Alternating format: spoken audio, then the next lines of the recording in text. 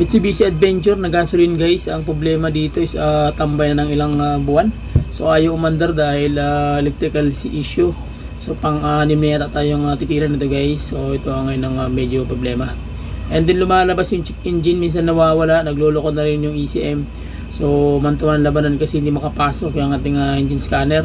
So yan ang problema ngayon. And then na-find out ko dito na wala talagang supply. So makikita natin dito na talagang kailangan baklasin, especially yung mga linya papuntang throttle body, servo, tapos yung mga linya ng mismong kanyang pyesa ng IC tsaka yung distributor. Okay, dahil walang supply ng kuryente dahil nasunog mismo yung kanyang IC. So nagbili kami ng bago, converted nga lang ito. And then distributor assembly, so ayan yung luma, kailangan palitan kasi nga sunog na rin, sumabog na yung kanyang electrical system dyan sa loob. Tsaka yung high tension wire, yun ang palitan natin guys, kasi nga walang supply na kuryente. Yun ang problema natin sa unit na ito. And then ayan guys, makikita nyo guys yung supply ng kuryente, may spark na, so panalo na.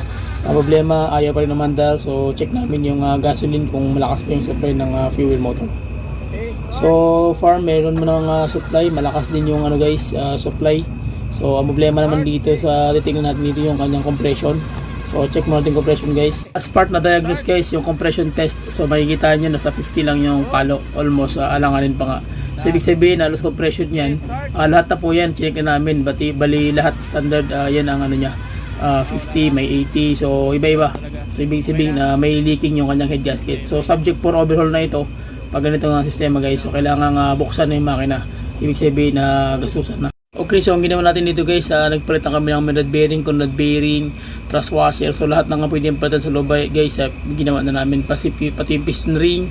And then nag-reface na kami lahat kasi nga nag-overheat pala yung history nito. Shoutout sa mga birador, ayan, si Brad Ping Ramos, saka si Jan Janix, saka si Jan Jan. So pati yung aking maliit na bulinggit na anak.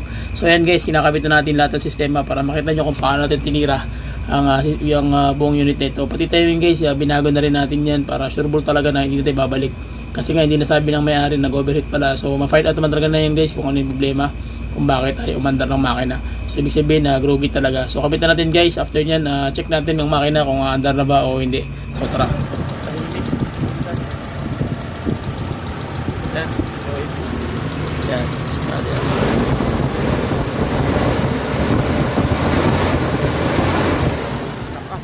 Okay, swabe ang andar guys, panalo.